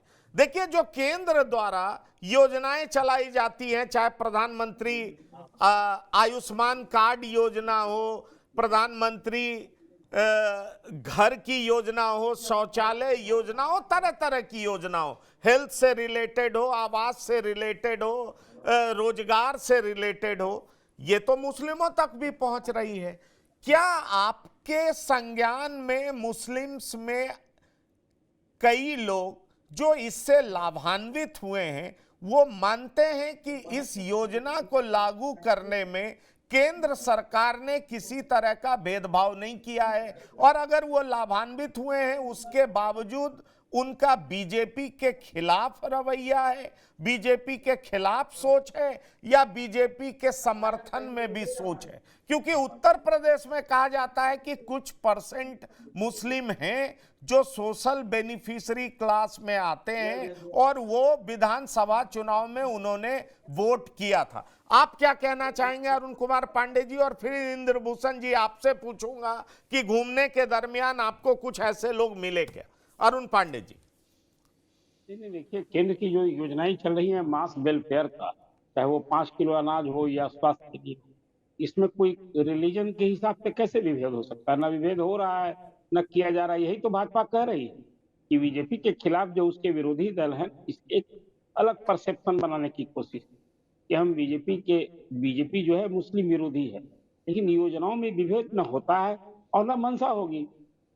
फिर एक जो नैरेटिव भी गढ़ी जाती है, देखिए ना, अभी 370 का मामला था, अब 370 कहां से एंटी मुस्लिम हो गया? 3 तलाक का इशू मैं मानता हूं कि एक धर्म विशेष के लिए ये 3 तलाक सिर्फ मुस्लिम में ये बात थी, ये सामाजिक कुरीति थी, जैसा कह के इसको कानूनन पूरी दुनिया में अब चंद देश हैं जहां ये है, इसको खत्म किया। ये माना गया कि भाई जो मुस्लिम वोट की राजनीति करने वाली पार्टियां हैं, इसका दिखावे के लिए कहिए या जो भी विरोध आज तक विरोध करती हैं, वो यही कारण से कि एंटी मुस्लिम, मतलब मुसलमानों को उनके धार्मिक कार्यों में ये कहीं ना कहीं है शेप है, ये कहते हुए किया। लेकिन एक सामाजिक, जिसको कहते हैं कल्याण के लिए, उत्थान के लिए, खासकर मुस्लिम महिलाओं के प्रति जो उनके समाज में सोच थी, उनके प्राण देने के लिए ये कदम उठाया गया। जो इशू मुस्लिम, अब एक बात जो अभी इंद्रभूषण जी ने बात की, मैं मानता हूं बिहार की कई कंसर्न एग्रेसिव तो न मुस्लिम एग्रेसिव हैं बीजेपी के लिए, और उदासीन भी। अभी सिवान से आते हैं इंद्रभूषण जी, और वहां साहबुद्दीन का जो कभी क्या रुतबा जलवा था, जब साहबुद्दीन का उत्थान ही हुआ था, तो वो कोई हिंदू, खासकर जो भूमिपति लोग हैं, जमींदार लोग हैं, माले के अत्याचार, जुल्म और जो भी कुछ कहिए उन दिनों, उसके कारण लोगों ने उसके रॉबिन हुड बनाया। एक स्थिति बनी कि वहां आप सभी जानते हैं कि जेएनयू के स्टूडेंट चंद्रशेखर की हत्या हुई, सरेआम हत्या हुई। उसके पीछे का कारण आज तो मुझे ऐसा हैरानी होती है कि वही पार्टी और उस दल से जुड़ा सांसद जो किसी से बात छिपी नहीं है, आज राजनीतिक उद्देश्य लाभ के लिए वो वाम दल राजद से गलवाही कर रहा है। जनता ऐसा नहीं कि देख रही है, आज हिना साहब जो है वहां निर्दलीय चुनाव रही, राजद को ऑफर को ठुकरा दी, और पिछले चुनाव में जब एक्सपीरियंस हुआ वो राजद की कैंडिडेट थी हिना साहब, और बाद में ये कहती सुनी कि भाई हम तो को लोग घूमते थे तो कहते थे कि भाई आप तो अच्छे हैं कैंडिडेट के रूप में, लेकिन आपका दल खराब है। अब वहां अवध बिहारी चौधरी जो पूर्व स्पीकर हैं उनको कैंडिडेट बना दिया। तो हिना साहब को निर्दलीय लड़ने से उसका क्या कहीं न कहीं राजद को नुकसान नहीं होगा, वो छपरा में भी नुकसान होगा, सिवान में भी नुकसान होगा, पश्चिम चंपारण में जहां जहां कुछ इस तरह का शहाबुद्दीन बिल्कुल आज हवा में उड़ गए, या ऐसा कुछ प्रभाव नहीं है उनके, ऐसा नहीं मैं मानता हूँ। तो राजद के लिए बात ठीक है कि फिर वही बात, तो यह भी सही है कि मुस्लिम मतदाताओं के प्रति जो मुस्लिम वोट बैंक की राजनीति करने वाली पार्टियां हैं वो समझती हैं कि वो तो एंटी बीजेपी, उसका ट्रेवलिंग यही होगा कि एंटी बीजेपी जाएगा। जैसे सवर्णों के बारे में कुछ कहने की जरूरत है, अपवाद में मिलेंगे कोई कैंडिडेट तो सपोर्ट मिलता है, लेकिन सवर्ण बिल्कुल एंटी लालू वोट। और लालू प्रसाद की इस बार के चुनाव में मैं देख रहा हूँ सारी कंस्टिट्यूंसी में कैंडिडेट जिस ढंग से दिए गए। अब मुंगेर की बात अभी चर्चा की इंदुभूषण जी, अशोक महतो कौन है नहीं जानता है कोई क्या, तो वो हिस्ट्री सीटर रहे हैं। भूमिहार और कुर्मी में या कहिए धानुक में वहां किस तरह से खूनी संघर्ष हुआ है, तभी लालू प्रसाद ने अशोक चौधरी को ही टिकट मिला। आप देखिए वो टिकट खुद नहीं देना था, तो अभी इसी नवविवाहिता पत्नी अनिता देवी वो जात की धानुक है, वो कुर्मी। पूरी लालू प्रसाद की राजनीति है कि भाई वहाँ बैकवर्ड फॉरवर्ड। ये बात सही है कि अब कहिए कि अपनी अस्मिता और प्रतिष्ठा की रक्षा के लिए जो ललन सिंह को पसंद नहीं करते थे, हम भूमिहार समाज की बात करते हैं, अब उस सब लोग एकजुट होने के लिए विवश, सब नहीं, लोग अब ललन सिंह के लिए। आपने बिल्कुल बिल्कुल सही बात कही इंद्रभूषण जी। सवाल ये उठता है कि आप जमुई में घूमे, जमुई की बात करूं अगर पर्टिकुलरली तो कहा जाता है 3.5 लाख यादव हैं, 2.5 लाख मुसलमान हैं। क्या आप मुस्लिम मतदाताओं के बीच में घूमे, क्या आपने उनके बीच में इस तरह का आक्रोश पाया कि आरजेडी 2 ही सीट क्यों दे रही है? एक सवाल। दूसरा सवाल, आपने कुछ लोगों से बात की जिसमें आपको यह जानकारी मिली हो कि बहुत सारे सेंट्रल गवर्नमेंट द्वारा चलाए गए वेलफेयर स्कीम से उनको फायदा हुआ है, इसलिए वो बीजेपी के लिए सोच रहे हैं, या चलिए बीजेपी के लिए नहीं सोच रहे हैं तो जेडीयू के लिए सोच रहे हैं? क्योंकि नीतीश कुमार तो खुलेआम कहते हैं कि हमने कई हजार कब्रिस्तान की घेराबंदी की है, उनके शासनकाल में कोई दंगे फसाद नहीं हुए हैं, कोई हिंदू मुस्लिम का झगड़ा नहीं हुआ है। भले इसके लिए उनको बीजेपी के कुछ नेताओं से भी सुनना पड़ा हो, चाहे आरजेडी के साथ रहे हो तो आरजेडी की धमक भी सुनाई पड़ी हो, लेकिन नीतीश कुमार तो इसके लिए जाने जाते हैं। ऐसे में सवाल उठता है कि जहां पर जेडीयू के भी उम्मीदवार हैं, क्या उनकी तरफ भी मुस्लिमों का झुकाव आपको दिखाई पड़ता है क्या? ये सवाल मैं आपसे करना चाहूंगा। और जमुई स्पेसिफिक मेरा ये बड़ा सवाल है, 2.5 लाख मुस्लिम मतदाता किसकी तरफ वोट करते हुए दिखाई पड़ रहे हैं? क्योंकि मैं जो देख पा रहा हूं 3.5 लाख यादव, 2.5 लाख मुस्लिम, अगर 6 लाख यही हो जाते हैं तो आरजेडी का पलड़ा तो बहुत ज्यादा भारी हो जाता है। देखिए जम्मू में भी क्या है ना कि जो अर्चना रविदास प्रत्याशी हैं उनके पति यादव हैं, मुकेश यादव, वो हैं मुंगेर के, और उस इलाके में बांका जमुई में यादवों का नेता माना जाता है विजय प्रकाश यादव, जयप्रकाश यादव। जयप्रकाश यादव जी खुद चुनाव लड़ रहे हैं बांका में, तो वो वहाँ इंगेज हैं, फंसे हुए हैं गिरधारी यादव के चक्रव्यूह में। विजय प्रकाश यादव को और या उनके जो समर्थकों को ये लग रहा है कि अगर अर्चना रविदास जीत गई तो यहाँ मुंगेर बाहरी यादवों का प्रभाव होगा, हमारा प्रभाव खत्म होगा। पहला कंट्रोवर्सी। दूसरा क्या है कि यादव को वहाँ जयप्रकाश नारायण यादव का और उनके समर्थकों का, उनके साथ के लोगों का ऐसा वहाँ वर्चस्व रहा है पिछले 30 सालों से, तो वहाँ क्षत्रियों से यादवों का कन्फ्रंट होता रहा है। एक का नेतृत्व करते रहे सुमित जी के फादर नरेंद्र जी, एक का नेतृत्व करते रहे ये जयप्रकाश यादव जी। 20 साल पहले एक वहाँ एक घटना है, बहुत पुरानी घटना है, लालू जी के शासनकाल में एक रविदास के बच्चे का किडनैप हुआ, उसको मार दिया गया। मारा किसने? यादव ने मारा। तो ये बात वो रविदास लोगों में भी है कि अगर ये अर्चना रविदास जीतेगी तो अंतिमतम शासन कौन करेगा? यादव करेगा। तो जमुई का मसला ही अलग है। वहाँ इतना अंतर विरोध है, विजय प्रकाश, जयप्रकाश, मुकेश, पूरे चुनाव में अर्चना रविदास के साथ ये जयप्रकाश नारायण यादव के परिवार का शिथिल रवैया है। ये लोग चाहते हैं कि यहाँ बाहरी यादव का बच्चा नहीं हो जाए। इसका फायदा मिला अरुण भारती को। अरुण भारती खुद बाहरी हैं, कुछ कहने की स्थिति में नहीं है। वो चिराग का नाम लेके, रामविलास पासवान जी का नाम लेके अपनी राजनीति कर रहे हैं। और वहाँ जमुई में सवर्णों की भी अच्छी खासी स्थिति है, वो लोग कंप्लीट साथ हैं अरुण भारती जी के। तो वहाँ का मामला ही अलग है। आप जो मुस्लिम की बात कर रहे थे एग्रेशन की, आप एक चीज बताइए, सबसे अधिक अशिक्षा कहाँ है मुस्लिम में? गांव में जो मुस्लिम रहते हैं सब गरीब, निचले तबके में, कम आर्थिक वाले हैं। उन लोगों को हर फ्राइडे को मस्जिदों से समझाया जाता है क्या करना है, नहीं करना है। उनकी अपनी समझ कम रहती है।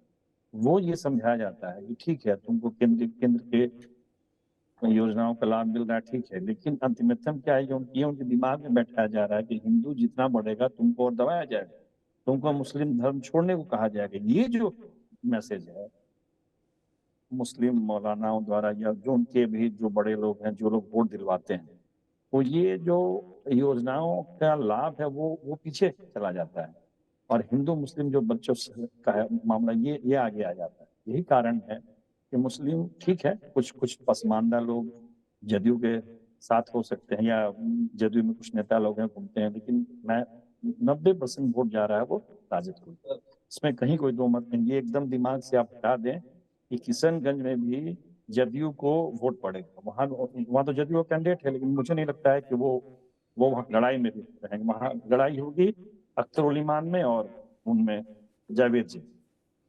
यही बिहार की हकीकत है। नहीं, मेरा अगला सवाल आपसे और है, फिर मैं अजय झा जी के पास आऊंगा। ये बताइए, अगर आरजेडी के भीतर अंतर विरोध है तो जेडीयू में भी तो सुमित सिंह के भाई आरजेडी में शामिल हो गए। इसका नुकसान क्या चिराग पासवान को नहीं होगा? एक बात। दूसरी बात, 2019 का लोकसभा चुनाव जब हो रहा था तो चिराग पासवान वर्सेस सुमित कुमार साफ देखा गया था। चिराग पासवान और नरेंद्र सिंह परिवार के बीच में अच्छे रिश्ते नहीं थे। ऐसे में सवाल उठता है कि अगर अंतर्विरोध उधर है तो अंतर्विरोध तो इधर भी है, अरुण भारती के साथ भी है। क्या इसका नुकसान जमुई में अरुण भारती को होता हुआ नहीं दिख रहा है आपको? यही कारण है कि जदयू नेतृत्व के कहने पर या दबाव पर, चूंकि वो बिहार सरकार में मंत्री हैं, वो चकाई से बाहर निकल ही नहीं रहे। अपने आप को उन्होंने चकाई में सीमित कर लिया है।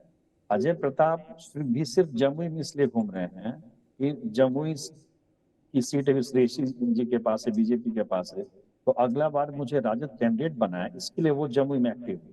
दोनों भाई पूरे क्षेत्र में कहाँ घूम रहा है? वो लोग अपनी राजनीति कर रहे हैं, इसलिए ज्यादा नुकसान नहीं है कर पा रहा। अगर सुमित जी पूरे क्षेत्र में घूमते, जो दामोदर रावत हैं जदयू के पूरे क्षेत्र में घूमते, तब तो मानते। सब लोग अपने अपने पॉकेट में सीमित हैं, इसलिए वो कुछ नुकसान कर पा रहे हैं, बहुत बड़े पैमाने पर नुकसान नहीं कर पा रहे। लेकिन ये जब विजय प्रकाश और जयप्रकाश यादव जी का प्रभाव जमुई, बांका, मुंगेर के सटे इलाकों में है, सब उनसे जीते रहे हैं, ठिका पट्टा के तरह का मामला है, तो वो ज्यादा प्रभावित कर पा रहे हैं। वो ज्यादा प्रभावित कर पा रहे हैं। मैं यही अगला सवाल बढ़ाता हूं। अब महत्वपूर्ण भूमिका हो जाता है, क्योंकि अगर पूरे बिहार के हिसाब से देखें, और निश्चित तौर पर लमसम वही आबादी होगी, कि अति पिछड़े का रोल क्या होगा। बड़ा सवाल ये है, अगर अति पिछड़ा समाज, जिसको चुप्पा वोटर कहते हैं, जिसको साइलेंट वोटर कहते हैं, साइलेंट वोटर जिधर झुकेगा उधर की जीत पक्की मानी जाती है। ऐसे में बड़ा सवाल उठता है कि एक बार फिर से मोदी और नीतीश एक साथ आए। इसका फायदा अजय कुमार झा जी इन 4 सीटों पर, अगर गया की बात करें, औरंगाबाद की बात करें, जमुई की बात करें और नवादा की बात करें, तो किसको मिलता हुआ दिखाई पड़ रहा है आपके हिसाब से? ये बात आपने बड़ा सही सवाल उठाया है कि और यही वजह रहा था कि नीतीश कुमार जी को भाजपा अपने साथ लाने के लिए हर तरह का प्रयास करती रही, बावजूद इसके कि उसे पता था भाजपा को कि संभव है कि थोड़ा जो उनका जो इमेज डेंट हुआ है हाल के समय में उसका कुछ नुकसान भी उठाना पड़े, लेकिन फिर भी वह बराबर यही चाहती रही कि भाजपा के साथ उनका आना इसलिए भी आवश्यक है, दो कारणों से। एक तो उनका अपना यूएसपी तो है ही है, उन्होंने काम भी किया है, कम से कम पहले काल में तो, शासन काल में तो उनका जबरदस्त काम हुआ था, आगे भी जैसे भी हुआ उन्होंने किया है, और जब भी आए हैं तो उन्हीं के नाम से सत्ता चली है, चाहे इधर रहे या उधर रहे। लेकिन एक बात जरूर है, उनका अपना वोट बैंक जरूर कम रहा है। अगर कोयरी और कुर्मी की बात हम करें तो उनका अपना जरूर कम रहा है, लेकिन वो उन्होंने जिस तरह से राजनीति की बिहार में, उसमें वो अति पिछड़े समाज को अपने साथ जोड़ने में बहुत कामयाब हुए। और जैसे दलितों की बात करें, मतलब मैं दलित शब्द मुझे बहुत सही नहीं लगता है, लेकिन अगर SC ST की बात करते हैं तो उसमें भी उन्होंने ये किया, दलित महादलित बनाया, तो उसका फायदा उनको मिला। इधर अगर आप देखिए तो बैकवर्ड कास्ट में भी, OBC में भी EBC एक अलग सेक्शन बनाया। तो इससे क्या हुआ, उन्होंने पूरे के पूरे जो डिवीजन किए उसका फायदा उनको ये मिला कि जो अति पिछड़े लोग हैं, मतलब जाति से, जो जाति समूह से आने वाले सभी लोग हैं, मैंने सभी वही जो लार्जर सेक्शन है वो नीतीश कुमार जी के साथ रहा। तो ये बात तो सही है कि नीतीश कुमार जी जो अब आ गए हैं तो भाजपा को तो इसका भले ही जितना वह चाहती उतना न मिल पाए, लेकिन नीतीश कुमार जी के आने से उनको फायदा तो भाजपा को हो ही रहा है। और यह भी है कि साथ में मोदी जी हैं उधर टॉप पर, और इधर नीतीश कुमार जी आ ही गए हैं। और जो बैकवर्ड फॉरवर्ड की स्थिति बनने की हो जाती, अगर नीतीश कुमार जी लालू जी के साथ रह जाते तो वो बहुत ही बिल्कुल। इसी बीच एक बड़ी खबर आ रही है कि VIP पार्टी ने, अभी इंद्रभूषण जी कह रहे थे, VIP पार्टी ने झंझारपुर के लिए राष्ट्रीय महासचिव VK सिंह को बनाया है चुनाव प्रभारी। अच्छा चलिए, चुनाव प्रभारी बनाया है, मैं सोच रहा था कि उम्मीदवार बना है। VK सिंह चुनाव प्रभारी होंगे। मोतिहारी की उम्मीदवारी अभी तक घोषित नहीं की गई है इंद्रभूषण जी। अभी मोतिहारी में अभी वो अपना मोल तोल कर रहे हैं, इसको दें। अरुण कुमार पांडे जी, अब सवाल ये उठता है कि चलिए जमुई में भी और सब जगह अति पिछड़ों के बीच में कोई कंफ्यूजन नहीं रह जाता जब बीजेपी और जेडीयू साथ आ जाती है, और यही बड़ी वजह रही कि बीजेपी ने ऐन वक्त पर नीतीश कुमार को अपने साथ रख लिया, मुख्यमंत्री की कुर्सी भी उनको सौंप दी और कह दिया कि अगले चुनाव तक आप मुख्यमंत्री बने रहिए, क्योंकि उनको साफ मालूम पड़ रहा था कि बिना नीतीश कुमार के बिहार में दाल गलने वाली नहीं है। क्या आप सहमत हैं इस बात से जो अजय कुमार झा जी कह रहे थे? थोड़ा सा उसमें हमको वैल्यूएट करने की जरूरत होगी। थोड़ा सा जो कारण झा जी ने बात कही है, उसमें मूल कारण तो ये था कि नीतीश जी जब भाजपा से अलग हुए तो पिछड़े गोलबंद हो गए। जो याद होगा कि उस चुनाव में जबकि बीजेपी बिहार में नीतीश कुमार को डिसलॉज करके सत्ता में आना चाहती थी, और विपक्ष में बैठना पड़ा था 54 सीटें। वो आरक्षण का वो दौर याद कीजिए जब मोहन भागवत ने समीक्षा की बात की थी और लालू प्रसाद को ले उड़े थे कि लोग आरक्षण समाप्त कर दिया। तो लालू प्रसाद और नीतीश कुमार जब साथ हो गए तो बीजेपी को था कि ये अब तो लड़ाई पीछे जब गोलबंद हो तो ये लड़ाई हम लोग का आकलन था। तो बिहार में 40 सीट हैं, अभी 39 एनडीए जीते हुए है भले ही, लेकिन लड़ाई बराबर की हो गई थी, 20-22 की हो गई, 20-20 की हो गई। एक तो लाना साफ जरूरी था, एक तो कारण ही था। आज भी चेहरा जिसको कहिए, अब सुशील मोदी भी नहीं, सम्राट चौधरी को खड़ा करने की भरसक कोशिश की बीजेपी। ये वही दौर या वही कारण था कि किस तरह से नीतीश कुमार को पॉलिटिकली हम एनालाइज कर इस हाशिए पर ला दें कि कल होकर नीतीश कुमार न हमारे लिए और न लालू प्रसाद के लिए जो लाचारी होती है नीतीश कुमार का। बात सही है कि past as a chief minister, as a performer, या यूं कहीं कि इतने लंबे काल तक मुख्यमंत्री रहने के बाद भी व्यक्तिगत आक्षेप आरोप भ्रष्टाचार की नहीं लगी, एक छवि भी रही। ये अलग है कि अब सेहत की बात को लेकर के जो होती है, आज वो ना वो डिलीवर कर सकते हैं, कुछ मेमोरी का भी ये बात कोई अब छिपी नहीं रह गई। कोई कैसे कहा जाए कि हमारा बिहार का मुख्यमंत्री बीमार है, कहा भी नहीं जाता है। लेकिन जो सारे लक्षण दिख रहे हैं, आज तो मुझे लगता है कि अब उस पर पद पर उन्हें बने ही रहना राज्य के लिए नुकसान होगा। कौन चला रहा है राज्य? नीतीश कुमार स्वतंत्र रूप से थोड़ी चला रहा है। एक नौकरशाहों की घेराबंदी और कुछ राजनेताओं नहीं, की वो कई fine fine fine point taken, लेकिन सवाल ये उठता है कि पॉलिटिकली ये फायदेमंद है क्या एनडीए के लिए, ये सवाल है। वो मैं आपकी बात से सहमत हो सकता हूं, असहमत हो सकता हूं कौन चला रहा है, लेकिन पॉलिटिकली फायदेमंद होता है क्या इंद्रभूषण जी? सवाल ये है इस लोकसभा चुनाव में, चूंकि एक बार फिर से नीतीश कुमार और प्रधानमंत्री मोदी, बीजेपी और जेडीयू साथ आई है, और इस लोकसभा चुनाव का परिणाम एक बार फिर से साबित करेगा कि इन दोनों का साथ आना एनडीए के लिए फायदेमंद रहा है, बीजेपी के लिए फायदेमंद रहा है या नुकसानदायक रहा है। आप सहमत हैं इस बात से? देखिए, सबसे अधिक जो फायदेमंद रहा 2010, वो स्थिति आज नहीं। 2010 में मन कुशल संगठनकर्ता सुशासन बाबू के नाम से जाने जाते थे, काम भी कर रहे थे, लेकिन 2013 के बाद जो बीजेपी से उनका समीकरण गड़बड़ाया, कई बार आए गए, ऐसे में अभी आज की स्थिति में उनकी तबीयत भी ठीक नहीं है, पार्टी की तबीयत भी ठीक नहीं है, और वो उनका प्रभाव भी नहीं तो अभी वासुदेवगंज में जो सभा हुई, नीतीश जी की सभा में 1000 आदमी का होना, 1100 आदमी का होना, आप समझ सकते हैं, तो कुछ तो परेशानी है। लेकिन हाँ, ये एक दो फायदा हुआ साथ आने से। एक तो पूरे देश स्तर पर जो एक जा रहा था कि इंडिया गठबंधन बहुत मजबूत था, वो टूटा, और बिहार में बैकवर्ड फॉरवर्ड वाली स्थिति अब नहीं।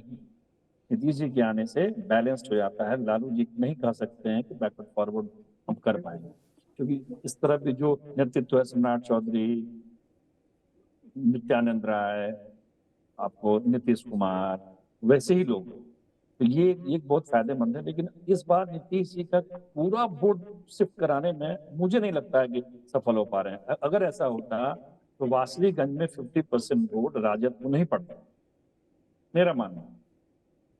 अच्छा, तो आप ये मान रहे हैं कि अपने आधार वोटर्स के बीच वो उनकी पकड़ ढीली पड़ती जा रही है क्या? अजय झा जी, आप सहमत हैं इस बात से? नहीं, बिल्कुल, मैं तो इस बात से सहमत हूँ ही। मैं ये बात तो बिल्कुल मैं काफी 100% सहमत हूँ। लेकिन इसके साथ साथ ये भी मानना पड़ेगा कि देखिए, अब एज की भी बात होती है। अब कोई व्यक्ति 70-75 तक भी बिल्कुल ठीक रह सकता है, कोई 80-82 तक ठीक रह सकता है सॉरी। लेकिन अब नीतीश कुमार जी के साथ संभवतः इस तरह की बात हो, लेकिन कभी कभी वो फिर जिस तरह से अचानक वो पलटी मारते हैं तो लगता है कि ये सब ठीक ही तो था, फिर पता नहीं ये कोई उनका कोई एक तरीका था दिखाने का, बताने का। ये थोड़ा कई बार संदेह भी पैदा कर देता है। कई बार ऐसा हम लोगों ने देखा, एक बार याद होगा हम लोगों को कि वो अशोक चौधरी जी के पिताजी के किसी इसमें गए थे, शायद उनका ये था कोई श्रद्धांजलि वाला कार्यक्रम था, उसमें वो अशोक कुमार जी पर ही, वो अशोक चौधरी जी पर ही वो फूल तो अब, लेकिन उसके बाद वो काफी कुछ फिर ठीक भी नजर आए थोड़े दिनों के बाद। तो पता नहीं ये जानबूझकर भी वो करते हैं या सचमुच कहीं से तबीयत सचमुच बीच बीच में खराब हो जाती है। लेकिन उम्र तो हो ही रही है, लेकिन यह उम्र इतनी भी नहीं है। आखिर मोदी जी भी तो इसी उम्र में चल रहे हैं और देखिए कितनी टेंशन। लेकिन अब ये तो अलग अलग व्यक्ति के साथ अपना अपना हेल्थ का इशू होता है। लेकिन इसलिए मुझे लगता है बाकी चीजें जो पंडित जी ने कहा, बिल्कुल मैं उससे सहमत हूँ। साथ ही साथ मैं इसको भी ऐड कर रहा हूँ कि हो सकता है कि ये, और दूसरी बात है कि एक बात को हम लोग को नहीं भूलना चाहिए, जो मुझे लगता है, ये मेरा अपना ये, कि ये इनकी तमन्ना प्रधानमंत्री बनने की कोई आज की नहीं है। भले ही वो माने न माने, कहें न कहें, यह बात तो है। आप याद होगा, ये इनफैक्ट जब 2009 में जब कांग्रेस की सरकार में ये सरकार बनी थी, तो तब भी उसके पहले की जो स्थिति थी, अगर उस समय का इस पीरियड याद हो, तो वो चाह रहे थे कि कोई ऐसा सिचुएशन बन जाए जिसमें कोई कांग्रेस के नाम पर कोई खास सहमति न बने और फिर उस हालत में अगर इनको इतने सीट्स आ जाते हैं तो फिर वो जो स्विंग वोट स्विंग नंबर के आधार पर वो उसका फायदा ले सकते हैं, जैसा कि कई बार हुआ भी है। लेकिन ये उस समय भी पूरा नहीं हुआ, बाद में भी पूरा नहीं हुआ। मोदी जी को 14 में उनको ऐसा लगता नहीं था कि मोदी जी इस तरह से स्वीप कर जाएंगे, तो उसी समय से वो थोड़ा उनके रुख बदलने भी लगे थे। तो लेकिन और अभी भी वो उसमें चले गए, यूपीए में चले गए, ये जो अभी जो बना है इंडी गठबंधन उसमें चले गए। आखिर उधर जाने की इनको जरूरत इसलिए नहीं पड़ी होगी कि वो चूंकि राजद के साथ अभी सरकार में है, बल्कि वो उनकी तमन्ना निश्चित तौर पे यही है। और उन्होंने लीड भी लिया था, ये तो सबको पता है कि वो एक ग्रुप बनाए, इंडी खेमाबाद में बना, पहले तो वो इंडी करके था भी नहीं, सबको पता है। तो उस हाल, लेकिन वहाँ वो पहले ही नाम उछाल दिया खड़गे जी का, वो ममता जी ने उठा दिया और फिर कांग्रेस ने उसका खंडन किया। लेकिन कांग्रेस को पता था कि ये सब तो ऐसे ही है, लेकिन ये केजरीवाल भी नहीं चाहते थे। तो वहां उनको समझ में आ गई बात की देखिए इधर भी प्रधानमंत्री बनने की संभावना नहीं है, अगर इधर मेजोरिटी भी आ जाती है तो और कहीं नहीं, और अगर आती भी है तो सरकार कितनी चलेगी, क्या चलेगी, लुंज-पुंज स्थिति होगी। बेहतर है कि भाजपा में आ जाए, और भाजपा पहले से इनको वेलकम करने के लिए तैयार ही थी, बैठी ही थी। हमको लगता है जुगत में भी रही होगी, जो अंदर खाने हुआ होगा। तो बिल्कुल बिल्कुल। तो अब देखिए हमारे साथ एक नए मेहमान जुड़े हैं। मुझे लगता है ये वोट करके आ रहे हैं, इनके चेहरे पर जो मैं प्रसन्नता देख रहा हूं, मैं महसूस कर रहा हूं कि वोट देने के बाद इनके चेहरे की खुशी झलक रही है। लोकतंत्र के महापर्व में इन्होंने पार्टिसिपेट किया है। विनय कुमार जी हैं, वरिष्ठ पत्रकार हैं, पूरे बिहार में इन्होंने जोरदार तरीके से पत्रकारिता भी की है। और मुझे जहां तक मालूम है ये जमुई से आते हैं और आज जमुई में इन्होंने वोटिंग भी किया है। मैं फर्स्ट हैंड इंफॉर्मेशन लेना चाहूंगा कि जमुई की ताजा हालत क्या है, वहां पर लोगों में उत्साह किस तरह का है और कौन से मुद्दे हावी हैं। क्या अरुण भारती जीतते हुए दिखाई पड़ रहे हैं या अर्चना रविदास भारी पड़ रही हैं? पीएम मोदी का चेहरा सबसे ऊपर है या स्थानीय मुद्दा वहां पर भारी दिखाई पड़ रहा है? जरा इस पर प्रकाश डालें, फिर मैं अरुण पांडे जी के पास जाऊंगा। देखिए, आज हमने मतदान किया, सुबह सुबह मतदान किया। मतदान करने के बाद आज मैंने जलपान किया। पहले मतदान कर लिया, उसके बाद जलपान किया। तो सुबह से ही मतदान केंद्रों पर भीड़ लगी हुई है। हम लोग जो जमुई लोकसभा क्षेत्र है उसके सिकंदरा विधानसभा के मतदाता है, और सिकंदरा विधानसभा में कई बूथों पर आज जाने का मौका मिला। कई लोगों से मुलाकात हुई। अर्चना भारती के जो पति है उनसे भी मुलाकात हुई, मुकेश यादव जी से, वो भी घूम रहे थे। उसके बाद सुमित कुमार जो मंत्री हैं, यहीं रहने वाले हैं, खैरा प्रखंड के ही रहने वाले हैं, चकाई से निर्दलीय विधायक और नीतीश सरकार में मंत्री है, उनसे भी मुलाकात हुई, उनसे भी काफी बातचीत हुई। तो थोड़ा सा मुझे जो लगा, घूमने के क्रम में शांतिपूर्ण मतदान हो रहा है, लेकिन उत्साह में थोड़ा कमी नजर आया। मतदाताओं के उत्साह में, जो जहां पहले बड़ी बड़ी लाइनें देखते थे, वहां इस समय मतदाता कम निकल रहे हैं। एक तो धूप, काफी अधिक धूप है और धूप का कहीं न कहीं असर पड़ रहा है। इसके अलावा लगन जो चल रहा था, कल भी लगन था, जिसके कारण शादी विवाह का अवसर होता है, लोग रात रात भर जागते हैं, उसके कारण भी सुबह मतदान करने के लिए ज्यादा संख्या में लोग नहीं निकले थे। अब धीरे धीरे जब 12 बजे के बाद मतदाता निकलेंगे और कुछ मतदान का प्रतिशत बढ़ेगा, लेकिन जो पहले उत्साह दिखाई पड़ता था उस उत्साह में थोड़ी सी कमी है। हाँ, नरेंद्र मोदी का आज भी हवा है, नरेंद्र मोदी एक फैक्टर है और आज भी सबसे भारी पड़ रहे हैं। मतदाताओं से जब बातचीत करते हैं तो मोदी का असर दिखाई पड़ता है, लेकिन जीत हार का क्या होगा ये तो 4 जून को पता चलेगा। और ऐसी भविष्यवाणी तो कोई नजूमी ही कर सकता है, लेकिन मोदी फैक्टर है, ये हम निश्चित रूप से कह सकते हैं।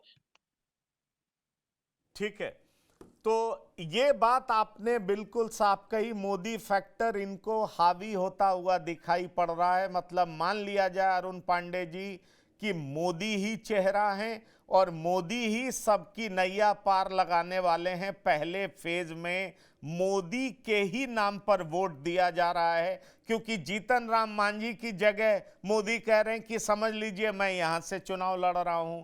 कई जगह पर उम्मीदवार ये कह रहे हैं कि अगर मुझसे कोई गलती हुई होगी तो इसकी सजा प्रधानमंत्री मोदी को मत दीजिएगा। ये बिहार में कई उम्मीदवारों के मुंह से ये सुना जा रहा है। मतलब इन सब उम्मीदवारों को मालूम है, एनडीए के उम्मीदवार को खास तौर पर, कि मोदी के चेहरे के पीछे छिपा जा सकता है। अगर मोदी के चेहरे को आगे कर दिया तो फिर जीत संभव है, जीत सुनिश्चित है। क्या कहेंगे?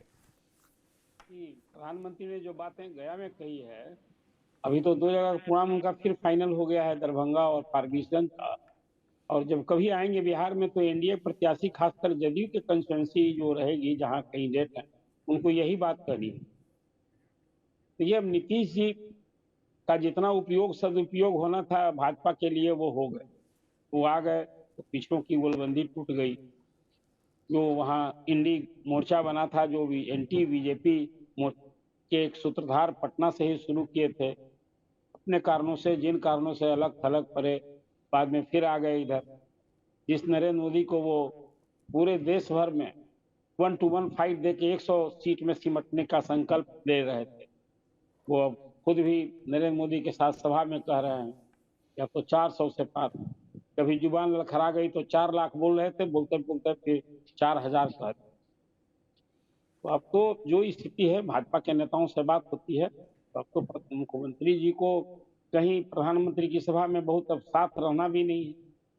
अब एक तरह से आप कहिए कि ये लंबी विवेचना होगी। आपको कुछ बिंदुवार और सवाल और जवाब पर मुझे कहना है, लेकिन आज भाजपा नेताओं की जो समझ होगी, ये यात्रा बहुत दिन नहीं चलेगी, न जदयू के हित में और न बीजेपी के हित। बीजेपी को भी इस चुनाव के बाद तो अब विधानसभा का भी चुनाव दिख रहा है, इसमें नीतीश जी उनके लिए कितना कारगर हैं, कि लाइबिलिटीज हैं, बोझ हो गए हैं, इसकी चर्चा कभी आप किसी द्वार को मतदान बिल्कुल और किसी चर्चा ये करेंगे। लेकिन एक सवाल जी। विनय जी से मैं पूछना चाहूंगा कि विनय जी, क्या स्थानीय वर्सेस बाहरी मुद्दा भी तो जमुई में नहीं दिखा?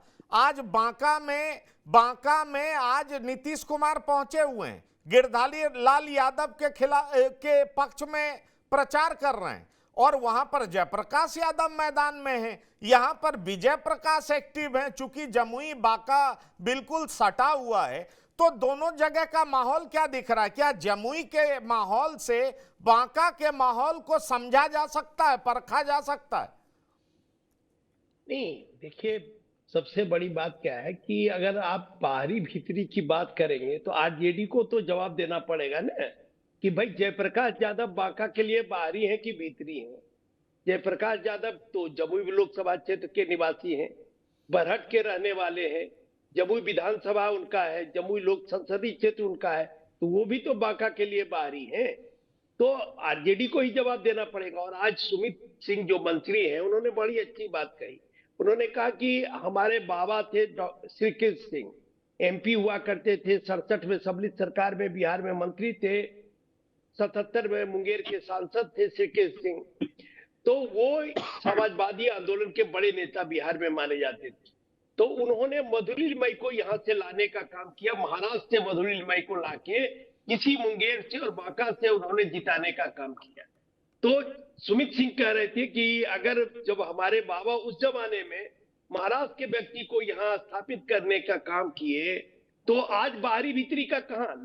लोकसभा चुनाव में देश का कोई मतदाता कहीं से खड़ा हो सकता है, तब तो नरेंद्र मोदी को भी जवाब देना पड़ेगा, मैं राहुल गांधी को भी जवाब देना पड़ेगा, भाई वायनाड आपका घर है, और रोहिणी आचार्य को भी जवाब देना पड़ेगा, और मीसा भारती को भी जवाब देना पड़ेगा। भाई मीसा भारती के पाटलिपुत्र और रोहिणी आचार्य का छपरा, इन लोगों को भी जवाब देना पड़ेगा। लालू प्रसाद यादव तो कभी अपने गृह क्षेत्र से नहीं चुनाव लड़े, उनका गृह क्षेत्र गोपालगंज था, कभी गोपालगंज से चुनाव नहीं लड़े, नहीं एमएलए का नहीं एमपी का, पूरा जिंदगी वो छपरा और सारण से चुनाव लड़ते रहे, सोनपुर से लड़ते रहे चुनाव, राघोपुर से लड़ते रहे चुनाव, जो हाजीपुर जिला में है। तो ये तो एक तरह से बेईमानी है कहना कि बाहरी भीतरी, क्योंकि लोकसभा में कहीं का पूरे देश का मतदाता कहीं से उम्मीदवार बन सकता है। और बिहार की इस धरती ने तो कई एक से एक लोग, मीनू मसानी बॉम्बे के मेयर हुआ चलिए करते थे। वो चलिए भी आप उस समय आपने बिल्कुल बिल्कुल एकदम कहते हैं 100% का जवाब दिया और बिल्कुल सही कहा। जॉर्ज फर्नांडिस से लेके शरद यादव, कई ऐसे नाम हैं जो बाहरी उम्मीदवार थे और वो जीते थे। चूंकि हम लोग समय की सीमा को पार कर चुके हैं, इसलिए अब इस प्रोग्राम को यहां पर खत्म करना पड़ेगा। 4 बजे मैं एक बार आप लोग से फिर कोशिश करूंगा कि संपर्क करूं और जो ताजा तरीन स्थिति है चुनाव की उसके बारे में चर्चा कर सकूं। तो अरुण कुमार पांडे जी आपका, अजय कुमार झा जी आपका और विनय कुमार जी आपका, आप तीनों महानुभावों का इस प्रोग्राम में शिरकत करने के लिए, शामिल होने के लिए बहुत बहुत धन्यवाद, शुक्रिया। तो इस खास एपिसोड में इतना ही। ताजा तरीन चुनाव का हाल फिर से हम आपको बताएंगे 4 बजे कि आखिरकार बिहार के 4 लोकसभा क्षेत्र में किस तरह का मतदान चल रहा है, क्या स्थिति है, लोगों का रुझान किस तरफ है और किस पार्टी के उम्मीदवार की तरफ लोग उम्मीद भरी निगाहों से देख रहे हैं। इन तमाम तरह की बातें वहां के लोगों से संपर्क करके, वहां के एक्सपर्ट से बात करके आप तक पहुंचाने की कोशिश करूंगा। इस प्रोग्राम में इतना ही। बने रहिए टीवी 9 बिहार झारखंड के साथ। धन्यवाद, नमस्कार।